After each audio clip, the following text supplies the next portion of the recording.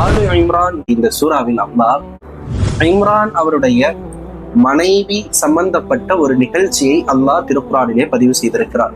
மனைவியின் பெயர் ஹன்னா பின்து ஃபாபூத்.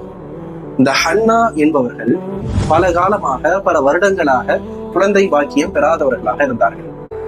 ஒரு நாள் சாயங்காலமா ஒரு மரத்துக்கு கீழே உட்கார்ந்துருக்கிறாங்க. இப்ப அந்த மரத்து மேல ஒரு பறவை தன்னுடைய குஞ்சுகளுக்கு தொலை தூரத்திலிருந்து தான் எடுத்து வந்த அந்த உணவுப் பொருளை தன் வாய் மூலமாக அந்த குஞ்சுகளுக்கு ஊட்டி கொண்டிருக்கிறது.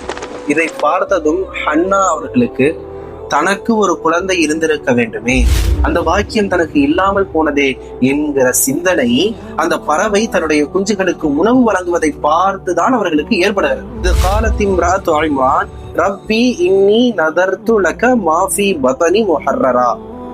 இந்த ஹன்னா அலைஹா ஸலாத்து வஸ்ஸலாம் அவர்கள், எனக்கு குழந்தை வேண்டும், நான் மலடியாக இருக்கிறேன், எனக்கு மாதவிடாய் காலம் முற்றிலுமாக நின்று விட்டது, இருந்த போதிலும் எனக்கு குழந்தையின் மீது ஒரு பேரின்ப காதல் வந்திருக்கிறது, எனக்கு குழந்தை வேண்டும், அந்த குழந்தை ஆண் குழந்தையாக இருக்க வேண்டும், அந்த ஆண் குழந்தையாக எனக்கு பிறந்து விட்டால் அந்த ஆண் குழந்தையை பைத்துல் முகத்தஸினுடைய சேவைகளுக்காக நான் அர்ப்பணித்து விடுகிறேன் என்கிற நதிரை ஹன்னா பின்து ஃபாபூத் அலைஹா ஸலாத்து வஸ்ஸலாம் தன்னுடைய உள்ளத்தில் வைத்திருந்த அந்த நிகழ்ச்சியை அல்லாஹ் இந்த சூரத்து ஆலி இம்ரானிலே பதிவு செய்திருக்கிறார்.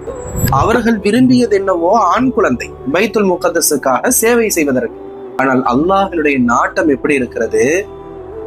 ஃபலம்மா வதஅத்ஹா, கர்ப்பிணியாக மாறுகிறார்கள், குழந்தை பிறக்கிறது. கால ரப்பி இன்னி வதஅதுஹா உன்சா.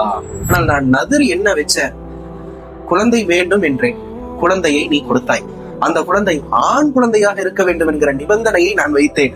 ஆனால் அந்த நிபந்தனையை நீக்கிவிட்டு நீ உன்னுடைய நாட்டத்தின்படி ஆண் குழந்தை பிறக்க வேண்டிய எனக்கு பெண் குழந்தையை வழங்கி இருக்கிறாய். இங்க ரெண்டு விதமான பிரச்சனை வருது. அவர்களுடைய நேர்ச்சையின்படி அல்லாஹ் அவர்களுக்கு குழந்தையை வழங்கிட்டான், குழந்தை கிடைச்சிருச்சு. ஆனா குழந்தை கிடைச்சிட்டா அவங்க என்ன செய்யணும்னு நினைச்சாங்களோ அது செய்ய முடியாம போயிடுச்சு. ஆசைப்பட்டு கேட்டது ஒன்று, கிடைத்தது வேறு. அல்லாஹ் ஹன்னா அவர்களுக்கு சொன்னான், உலகத்தில் பிறந்த எத்தனையோ ஆண் மகன்கள் உனக்கு பிறந்த பெண் குழந்தையை போல அல்ல.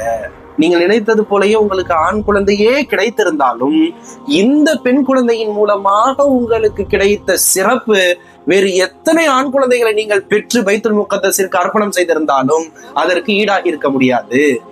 அந்த பெண் குழந்தை தான் மரியம் அலைஹா ஸலாத்து வஸ்ஸலாம்.